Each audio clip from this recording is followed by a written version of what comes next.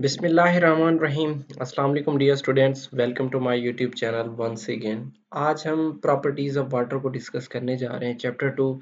ये जैसे कि आपको जो ना बुक की कवर से भी नज़र आ रहा है कि जो ये बुक है ये फेडरल बोर्ड की है और उसी से ही लेक्चर बना है। मैंने एक्स्ट्रा कुछ कंटेंट कॉपी नहीं किया ताकि आप लोग बुक तक स्टिक रहें और जो जितना भी कंसेप्ट है जो भी आपकी बुक पे है उसे अच्छे से आप लोगों तक डिलीवर करूँ मैं।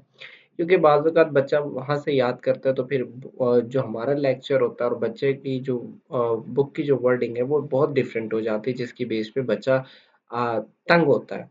तो चलें इस तंगी को दूर करने के लिए चलें इस चीज़ को हम डिस्कस करते हैं। और स्टार्ट करने से पहले ये मैसेज एज़ यूजुअल जैसे पहले ही बात कर रहा था, ये भी ऐसा है कि अगर आप लोग रेगुलर क्लासेस लेना चाहते हैं, क्योंकि यहाँ पे ऐसा होता है मुझे जब भी टाइम मिलता है तो मैं एक लेक्चर अपलोड कर दिया करता हूँ।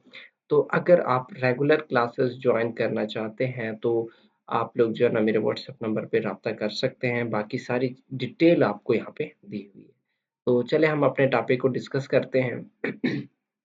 देखें, आपको पता है कि water is a medium of life, मतलब ज़िंदगी के लिए जो वाटर है वो बेसिक कंपोनेंट है। विदाउट वाटर आपको पता है कि जो लाइफ है वो पॉसिबल नहीं है। अब फॉर एग्जांपल हमारी जो बॉडी है, लिविंग ऑर्गेनिज्म की जो बॉडी 70% है वो किसकी बनी हुई है? Made of water. अब इसी तरीके से 20% is found in seeds and bones, मतलब एक अपने हमारे बोन्स की बात कर ले तो उसमें 20% वाटर होता है।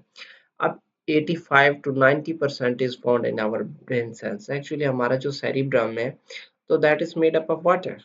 ठीक है, इवन हमारे ब्रेन के दूसरे सेल्स में भी वाटर होता है, तो 85 से 90% तक क्या होता है वहाँ पे?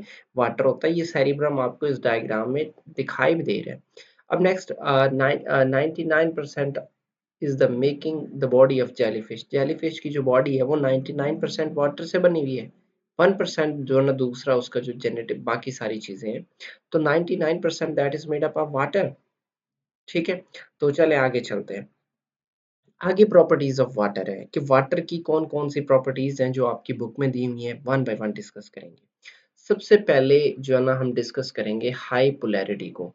अब ये चीज़ आप लोगों को पता होगा कि जो वाटर की हाई पोलैरिटी होती है that is because of covalent bond. इस वजह से हम कोवलेंट बॉन्ड को डिस्कस करेंगे सबसे पहले, और उसके बाद जो है ना हम इस वाटर की पोलैरिटी को डिस्कस करेंगे। ओके, अगर कोवलेंट बॉन्ड के बारे में आप लोगों को अच्छे से पता है तो आप तो वीडियो को थोड़ा आगे कर सकते हैं, बट हम एक एक चीज़ को डिटेल से समझेंगे। Okay, the bond is formed by the mutual sharing of electron. Electron की म्यूचुअल शेयरिंग से जो बॉन्ड बनता है उसे हम कोवलेंट बॉन्ड का नाम देते हैं। There are two types of covalent bond. एक होता है polar covalent bond, as usual 9th में भी आप लोगों ने शायद ये पढ़ा होगा। तो पोलर कोवलेंट बॉन्ड क्या होता है कि जिसमें sharing of electron between two item is not completely equal. मतलब पोलर क्या होगा कि जब दो एटम हैं आपस में रिएक्ट कर रहे हैं तो उनमें जो नंबर ऑफ इलेक्ट्रॉन्स है वो इक्वली डिस्ट्रीब्यूट नहीं होते, दैट इज पोलर। अगर number of bonds equally distribute हो रहे हैं, ठीक है, the sharing of electron between two atom is completely equal. अगर इक्वल है तो नॉन पोलर कोवलेंट बॉन्ड होगा। इज इट क्लियर कि जब sharing of electron between two item is not equal, मतलब जब शेयरिंग ऑफ इलेक्ट्रॉन अगर इक्वल नहीं है तो पोलर, अगर इक्वल है तो नॉन पोलर। चलिए, अब अगर इक्वल नहीं है तो मतलब इलेक्ट्रॉन एक ज्यादा खींच रहा होगा, दूसरे के पास एबिलिटी कम होगी जिसकी बेस पे इलेक्ट्रॉन दूसरी तरफ जा रहे हैं। तो इसी चीज को पढ़ते हैं। The shared electrons are attracted toward highly electronegative atom. अब इस केस में वो जो शेयर्ड इलेक्ट्रॉन है उसमें जो हाईली इलेक्ट्रोनेगेटिव एटम होता है वो उन्हें खींच लेता है अपनी तरफ and get a partially negative charge. जो हाईली इलेक्ट्रोनेगेटिव है वो इलेक्ट्रॉन खींच के उस पर पॉजिटिव चार्ज आता है, और जो दूसरा आइटम है उसके ऊपर कौन सा चार्ज आ जाता है? पार्शली पॉजिटिव, लाइक हाइड्रोजन की बात कर लें। अब in the case of water, water में आपको पता है ऑक्सीजन क्या है? हाईली इलेक्ट्रोनेगेटिव एटम है, इस वजह से उस पर पार्शली नेगेटिव चार्ज आता है। और हाइड्रोजन क्या है? पार्शली पॉजिटिव, इस वजह से उस पर पार्शली पॉजिटिव चार्ज आता है। यहाँ पे ऑक्सीजन ये पार्शली नेगेटिव और ये हाइड्रोजन पे पार्शली पॉजिटिव चार्ज आता है। यहाँ तक बात ओके है। अब इस वजह से क्योंकि वाटर में इलेक्ट्रॉन की डिस्ट्रीब्यूशन प्रॉपर नहीं है तो वाटर इस वजह से क्या है? पोलर मॉलिक्यूल है, मतलब इसमें पोलैरिटी पाई जाती है। Due to polarity water is universal solvent. अब इसी पोलैरिटी की वजह से इम्प्रॉपर डिस्ट्रीब्यूशन ऑफ आयन की वजह से वाटर क्या है, पोलर है, और इसी पोलैरिटी की वजह से क्या कहलाता है कि यूनिवर्सल सॉल्वेंट है। अब उसके पीछे क्या फायदे हैं कि ionic compound can easily B dissolve in water. Ionic compound को वाटर में डालो, आयंस में डिसोसिएट हो जाते हैं, मतलब आयंस में कन्वर्ट हो जाते हैं। अब इसी तरीके से non polar substances having charge group. अब इवन नॉन पोलर सब्सटेंसेस की भी बात कर रहे हैं, आयनिक सब्सटेंसेस तो है ही है सॉल्युबल, लेकिन नॉन पोलर सब्सटेंसेस में क्या होता है कि उनकी जो चार्ज ग्रुप है वो भी, मतलब स्पेशली नॉन पोलर तो नहीं है, लेकिन ऐसे नॉन पोलर जिनमें चार्ज चार्ज बियरिंग है, चार्ज कोई नेगेटिव पार्टिकल उनके ऊपर मौजूद है, तो ऐसे भी क्या है, those are also soluble in water. These compounds dissociate into positive and negative ions। अब जब भी इनको, चाहे आयनिक कंपाउंड्स हैं या चाहे नॉन पोलर कंपाउंड्स हैं जिनके ऊपर चार्ज मौजूद है, तो जब इनको क्या किया जाता है, वाटर के अंदर डाला जाता है, तो ये किस में कन्वर्ट हो जाते हैं, they dissociate into positive and negative ions. Ionic compounds को वाटर में डालते हो तो वो पॉजिटिव और नेगेटिव आयंस में कन्वर्ट हो जाते हैं, ठीक है। और इसी वजह से they can easily react with other substances, और दूसरे सब्सटेंसेस के साथ इजीली रिएक्ट करते हैं। दैट्स व्हाई इसी वजह से कहा जाता है कि all the chemical reaction occur in water. तमाम जितने भी केमिकल रिएक्शन है वो वाटर की मौजूदगी में होते हैं, वाटर में ही होते हैं। तो यहाँ तक बात क्लियर है। बात सिर्फ इतनी है कि वाटर एक पोलर मॉलिक्यूल है। पोलर मॉलिक्यूल होने की वजह से ये जितने भी आयनिक कंपाउंड्स हैं या जो नॉन पोलर सब्सटेंसेस हैं, वो जब उनको वाटर में डालते हो तो वो आयंस में कन्वर्ट हो जाते हैं, पॉजिटिव और नेगेटिव आयंस बनते हैं। वो पॉजिटिव और नेगेटिव आयंस क्या होते हैं, फौरन जो है ना रिएक्ट कर जाते हैं किसी दूसरे सब्सटेंस के साथ। इसी वजह से कहा जाता है कि तमाम केमिकल रिएक्शन वाटर में होती हैं। आपको ये पार्शियली पॉजिटिव और पार्शियली नेगेटिव का भी साइन क्लियर है कि ऑक्सीजन इलेक्ट्रोनेगेटिव एटम है, इस वजह से उस पर पार्शियली नेगेटिव चार्ज आएगा कि ये इलेक्ट्रॉन को अपनी तरफ खींचेगा, और हाइड्रोजन पर पार्शियली पॉजिटिव चार्ज। चलें आगे चलते हैं। Next property of water is hydrogen bonding. अब वाटर पोलर मॉलिक्यूल है, पोलर मॉलिक्यूल है, तो वो क्या करते हैं, एक दूसरे को अट्रैक्ट करते हैं। Water is a polar molecule, that's why they interact with each other, एक दूसरे के साथ अट्रैक्शन क्रिएट करते हैं। अब the charge region of one molecule attract to the opposite charge, कि आपको पता है कि ऑक्सीजन है वो चार्ज रीजन था, उस पर नेगेटिव चार्ज था, वो दूसरे पॉजिटिव वाले चार्ज को क्या करेगा, अपनी तरफ अट्रैक्ट करने करने की कोशिश करेगा, और जिसकी बेस पे क्या करेगा, फार्मिंग ऑफ वीक बॉन्ड, उनके दरमियान में वीक बॉन्ड बन जाती है। तो चले मैं इस चीज को दोबारा समझाता हूँ। देखें जो अपोजिट चार्जेस हैं वो एक दूसरे को अट्रैक्ट करने की कोशिश करती हैं, अलबत्ता उनकी जो अट्रैक्शन है, उनकी जो फोर्स है वो वीक है, बट अट्रैक्शन है। अब यहाँ पे बात कर लें, ऑक्सीजन है, ऑक्सीजन पार्शली पॉजिटिव हाइड्रोजन को क्या कर रहा है, उसको अपनी तरफ अट्रैक्ट कर रहा है, उसके इलेक्ट्रॉन को अपनी तरफ खींचने की कोशिश कर रहा है। सिमिलरली यहाँ पे देखें, ये इसको वो करने की कोशिश कर रहा है, बांड बनाने की कोशिश कर रहा है, अट्रैक्ट करने की कोशिश कर रहा है। तो इस तरीके से पार्शली पॉजिटिव चार्ज और पार्शली इलेक्ट्रोनेगेटिव एटम के दरमियान में एक वीक बॉन्ड बनता है। बात को समझो कि पार्शली पॉजिटिव चार्ज और एक हाईली इलेक्ट्रोनेगेटिव एटम के दरमियान में एक बॉन्ड बनता है, अट्रैक्शन बनता है, जिसकी बेस पे वो पॉजिटिव चार्ज को अपनी तरफ अट्रैक्ट करता है। इस चीज को हम हाइड्रोजन बॉन्डिंग का नाम देते हैं। और एक बात याद रहे कि वो जो पॉजिटिव चार्ज होगा, that will always be hydrogen. The positively charged atoms will always be hydrogen. That's why the bonding is known as hydrogen bonding. ये जिसमें पार्शली पॉजिटिव चार्ज जब भी बात होगी, चाहे HF की बात कर लें, HCl की बात कर लें, H2O की बात कर लें, इसमें जो पार्शली पॉजिटिव होगा ना वो हमेशा हाइड्रोजन ही होगा। इस वजह से हम इसको हाइड्रोजन बॉन्डिंग का नाम देते हैं। अब रिप्रेजेंटेड बाय डॉटेड लाइंस, आपको पता है यहाँ पे भी डॉटेड लाइंस बनी हुई है, यहाँ पे भी डॉटेड लाइंस बनी हुई है, और ये यहाँ पे भी डॉटेड लाइंस बनी हुई है। इस वजह से, वजह क्या है इसके पीछे कि this is a weak bond. Water act as a transport medium because highly cohesion and adhesive adhesion forces. इस चीज को भी हम आगे डिस्कस करेंगे कि वाटर सब्सटेंसेस को एक जगह से दूसरी जगह मूव करवाता है। ये चीज आप लोग 9th में पढ़ चुके हो, यहाँ पे भी हम इसको डिस्कस करेंगे डिटेल से। चलें जी, what is cohesion and adhesion, सबसे पहले हमें ये पता होना चाहिए। देखिए वाटर के मॉलिक्यूल में अट्रैक्शन होती है, वाटर के जो एक दूसरे के मॉलिक्यूल्स हैं वाटर में, वो एक दूसरे को अट्रैक्ट करते हैं। The attraction among the water molecule, अगर वाटर मॉलिक्यूल के दरमियान में इंटरेक्शन है जिसकी बेस पे क्या होता है, which enables the water molecule to stick together, जिसकी बेस पे वाटर एक के मॉलिक्यूल एक दूसरे के साथ जुड़े रहते हैं, इस चीज को हम कोहेजन का नाम देते हैं। यहाँ पे आपको एक डायग्राम मेंशन हो रहा है कि दोनों सिमिलर किस्म के जो इमोजीज हैं, अब इनके दरमियान में जो अट्रैक्शन है वो कोहेजन है, तो मतलब वाटर के मॉलिक्यूल्स के दरमियान में जो अट्रैक्शन है, same kind of water molecules है, आपको पता है वाटर के दो मॉलिक्यूल आपस में इंटरेक्ट करते हैं, इस चीज को हम कोहेजन का नाम देते हैं। बट ठीक है, अब एक चीज तो चलें, इसका फायदा क्या है कि water molecules freely flow due to cohesion, cohesion की वजह से वाटर के मॉलिक्यूल इजीली मूव करते हैं, क्योंकि एक जा रहा है तो दूसरा उसके पीछे है, सिंपल सी बात है। तो एक रो लग जाएगी, वाटर मूव करने लग जाएगा। द अट्रैक्शन, अब एडहियन क्या चीज है, the attraction of water molecule among the different other substances.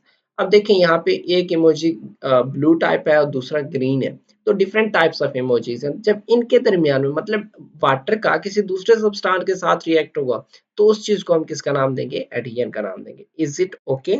अब यही कोहेजन और एडहियन है, एक्चुअली ये हाइड्रोजन बॉन्डिंग की वजह से कि उनके दरमियान में partially positive and negative charge होते हैं, जिसकी बेस पे वो एक दूसरे को अट्रैक्ट करते हैं।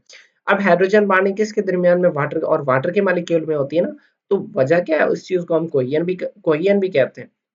और एडीएन क्या चीज है कि भाई एक तो वाटर मॉलिक्यूल हो गया, लेकिन एक और भी तो हो सकता है ना, कोई और इलेक्ट्रोनेगेटिव एटम है, ओ सॉरी, पोलर एटम है, कोई भी पोलर मॉलिक्यूल है उसके साथ रिएक्ट कर रहा है, तो attraction of water molecule with other substances known as adhesion, the attraction among the water molecule is known as cohesion. Okay, और ये सारे का सारे इसके पीछे फोर्स कौन है, हाइड्रोजन बॉन्डिंग। चले आगे चलते हैं। द स्पेसिफिक हीट कैपेसिटी, ठीक है, specific the highly high specific heat capacity, कि वाटर की जो स्पेसिफिक हीट कैपेसिटी है वो ज्यादा होती है। अब सबसे पहले आपको पता होना चाहिए हीट कैपेसिटी क्या है, the amount of heat required for the minimum increase in temperature, ये थोड़े से थोड़ा भी टेम्परेचर इंक्रीज करने के लिए जितना हीट रिक्वायर्ड होता है उसको हीट कैपेसिटी कहते हैं। मेरे ख्याल से ये 9th में आप लोगों ने अच्छे से पढ़ा है।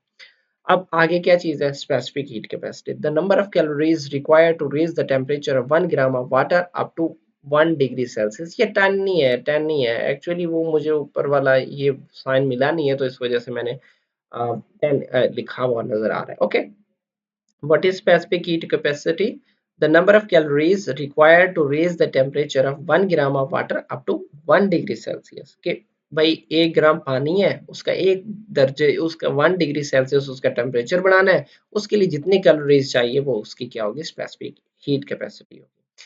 अब water has high heat capacity, मतलब ज्यादा से ज्यादा हीट को एब्जॉर्ब करने की सलियत होती है इसमें। ठीक है, अब वजह क्या है, हाइड्रोजन बॉन्डिंग, उन हाइड्रोजन बॉन्डिंग को ब्रेक डाउन करने के लिए हीट चाहिए होता है।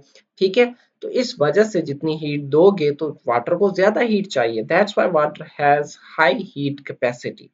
ठीक है, अब इसकी वजह से ये टेम्परेचर स्टेबलाइजर या टेम्परेचर रेगुलेटर के तौर पर काम करता है, कि ज्यादा से ज्यादा उसको हीट को एब्जॉर्ब कर लेता है, सिस्टम रेगुलेट हो जाता है।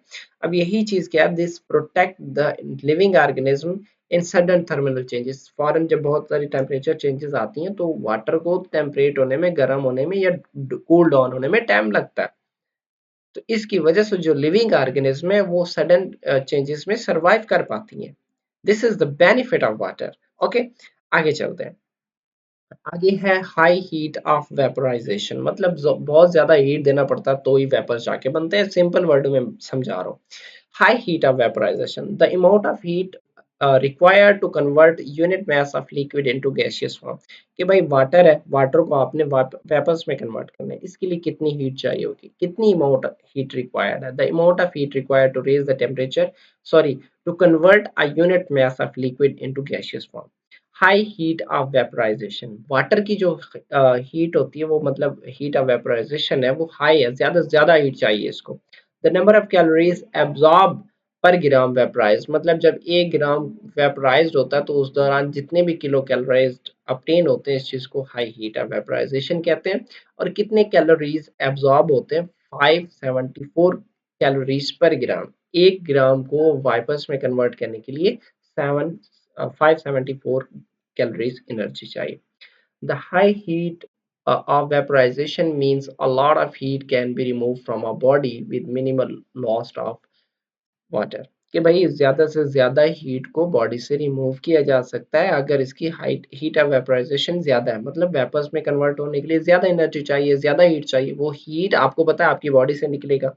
ये जो पसीना आता है जिसमें पसीने वाटर रिमूव होता है, तो उस दौरान हीट भी बहुत ज़्यादा रिलीज़ होता है वाटर से।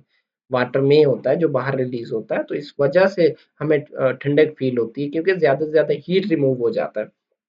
चलें, the evaporation of only 2 milliliter out of 1 liter of water lowers the temperature of remaining। मतलब भाई आपकी बॉडी में 1 लीटर पानी है और वाटर है जिसमें से 2 ml निकल गया, तो बाकी कितना बचा? 998। अब जो वो 2 ml जब वो हीट होके वेपर्स में कन्वर्ट करता है, उससे आपकी बॉडी का टेम्परेचर 1 डिग्री सेल्सियस के खत्म हो जाता है। मतलब 38 था, 38 से 37 करने के लिए उसको कितना मतलब वाटर रिमूव करना पड़ा? 2 ml। तो जिससे आपकी बॉडी का एक temperature down 1 degree temperature down हो गया। मतलब ये सिंपल इसी चीज़ को समझो कि वाटर बहुत ज़्यादा हीट एब्ज़ॉर्ब करता है, बहुत ज़्यादा हीट एब्ज़ॉर्ब करता है, इसकी वज़ह से वो बाद में वेपर्स में कन्वर्ट होता है। तो मतलब कम ही हीट दे के वो सॉरी बहुत ज़्यादा हीट मतलब कम वाटर वाटर क्या होगा आपकी बॉडी से निकलेगा बहुत ज़्यादा हीट एब्ज़ॉर्ब करके। अब पा वा आपकी बॉडी को वाटर लॉस भी नहीं होगी, लेकिन ज़्यादा से ज़्यादा वाटर भी क्या होगा आपकी बॉडी से रिमूव होगा। आगे चलते हैं हाइड्रोफोबिक एक्सक्लूजन्स। मतलब ये व्हाट इज़ इट? एक्चुअली इसमें क्या है कि the reduction of contact area between water and hydrophobic substances. मतलब हाइड्रोफोबिक सब्सटेंसेस है ना, उनके दरमियान में वाटर और हाइड्रोफोबिक सब्सटेंसेस के दरमियान में अट्रैक्शन कम हो जाती है क्योंकि हाइड्रोफोबिक कौन है? जो वाटर से हेटर होते हैं, वाटर से डरते हैं, इस वजह से वो अपना जो कांटेक्ट सरफेस एरिया है ना उसको मिनिमाइज करने की कोशिश करते हैं कि कम से कम उनका जो सरफेस एरिया वो वाटर के साथ हो। अब the hydrophobic exclusion plays a key role in maintaining the integrity of lipid bilayer। देखें लिपिड बाई लेयर है ना, लिपिड बाई लेयर में क्या होता है? यूं ऐसे भी क्या होते हैं? लिपिड्स होते हैं, यहाँ पे भी क्या होते हैं? लिपिड्स होते हैं। अब इसमें क्या फ़ायदा होता है सेल को कि भई एवें फरलू कोई भी चीज़ सेल के अंदर नहीं आ सकता। क्यों? स्पेसिफिक चीज़ होगी तो वो यहाँ से इंटर होगा, अदरवाइज़ कोई इंटर नहीं होगा। तो इस वजह से जो लिपिड बाइलेयर है उसकी जो शेप है वो मेंटेन रहती है। ठीक है? अब ऐसे कौन-कौन से मॉलिक्यूल्स हैं जो हाइड्रोफोबिक हैं? इसमें अल्केन्स की बात कर लें, ऑयल्स की बात कर लें, फैट्स की बात कर लें, ग्रीस वगैरह डज़न्ट डिज़ॉल्व इन वाटर। इसी चीज़ को हम हाइड्रोफोबिसिटी भी कहते हैं। आगे क्या चीज़ है? आयोनाइज़ेशन। जब आप वाटर को किसी भी चीज़ या वाटर को आप क्या करते हो कि एक स्पेसिफिक मीडियम प्रोवाइड करते हो तो वो आयन में डिसोसिएट हो जाता है। ठीक है? वाटर है, वाटर मॉलिक्यूल की जब आयोनाइज़ेशन होती है तो वो हाइड्रॉक्सिल आयन्स और हाइड्रोजन आयन्स में कन्वर्ट हो जाता है। ठीक है? Hydroxyl ion and hydrogen ion में कन्वर्ट कर हो जाता है। ठीक है? Dissociation of water molecule into ion is known as ionisation. अब इसमें क्या होता है कि it dissociates equally into positive and negative ions कि आधे आयंस किस में बन जाते हैं? OH आयन में, और आधे किस में चले जाते हैं? हाइड्रोजन आयंस में। The reaction is reversible. मतलब ये रिएक्शन जो यहाँ से यूं गया, ये ऐसे भी हो सकता है, but equilibrium is maintain at 25 degree Celsius. जब टेम्परेचर 25 डिग्री सेल्सियस हो तो दोनों हाइड्रोजन आयंस और हाइड्रोक्सिल आयन दोनों की कंसंट्रेशन क्या होती है? मेंटेन रहती है। अब इसका फायदा क्या है? Hydrogen ions and OH ions maintains और change the pH of medium. इसकी वजह से क्योंकि इक्वल है तो मीडियम की जो पीएच है वो सेम रहती है। अगर इसमें से किसी एक की कंसंट्रेशन भी ज्यादा होगी तो उससे क्या हो सकता है? बॉडी की जो पीएच है वो चेंज हो सकता है। तो जब तक हाइड्रोजन आयंस और OH आयंस की क्वांटिटी इक्वल है तो इससे क्या होगा? जो हमारे बॉडी का जो पीएच है वो मेंटेन रहेगा। ओके, आगे क्या है? Lower density of ice. बस खत्म होने वाला है हमारा लेक्चर कि आइस फ्लोट्स ऑन वाटर। आपको पता है कि जो बर्फ है वो पानी के ऊपर तैरती है। वजह क्या है कि बर्फ की डेंसिटी कम होती है, बर्फ की डेंसिटी कम होती है because ice has jet structure, एक कम्प्लेक्स स्ट्रक्चर होता है जिसमें हाइड्रोजन बॉन्डिंग होती है। ऑफ कोर्स इसमें एयर स्पेसेस भी होती हैं, तो जिसकी वजह से क्या होता है कि वाटर की डेंसिटी कम हो जाती है। अब इसमें क्या होता है कि जेट स्ट्रक्चर है और इसमें मैक्सिमम हाइड्रोजन बॉन्डिंग होती है जिसकी बेस पे वाटर मॉलिक्यूल्स टाइटली एक दूसरे के साथ कनेक्ट हो जाते हैं, टाइटली जुड़ जाते हैं। ठीक है? इस वजह से एक लैटिस स्ट्रक्चर, एक क्रिस्टल शेप आपको अरेंज होता है। ठीक है? मतलब मिलता है आइस फॉर्म। अब इसका बेनिफिट क्या है? हम मेजर चीज की तरफ आएंगे कि भाई इसका बेनिफिट क्या है। Ice forms the insulating layer on the surface of water. Water के ऊपर ऐसा समझ लें कि ये एक ऐसा इंसुलेटिंग सरफेस बना देता है। नीचे क्या मौजूद है, ये वाटर मौजूद है, नीचे वाटर मौजूद है। अब ये आइस की क्या है, इंसुलेटिंग सरफेस है।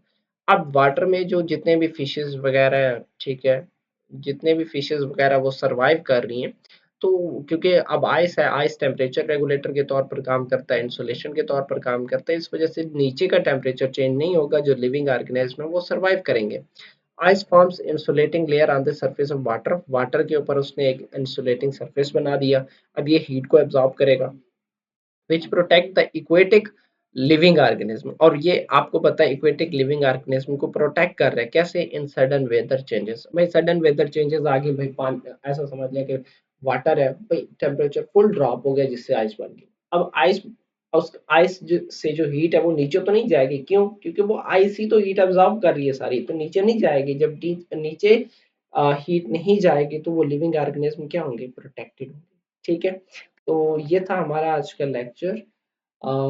फर्दर क्वेश्चनिंग के लिए या कुछ के लिए आप कमेंट सेक्शन में कमेंट करें। और फर्दर मैंने आपको पहले ही बता दिया कि अगर आप ऑनलाइन और रेगुलर क्लासेस ज्वाइन करना चाहते हैं तो आप मुझे व्हाट्सएप पे रब्ता कर सकते हैं। इंशाल्लाह मिलते हैं नेक्स्ट वीडियो में, तब तक इजाज़त चाहता हूँ। ओके, अल्लाह हाफिज़।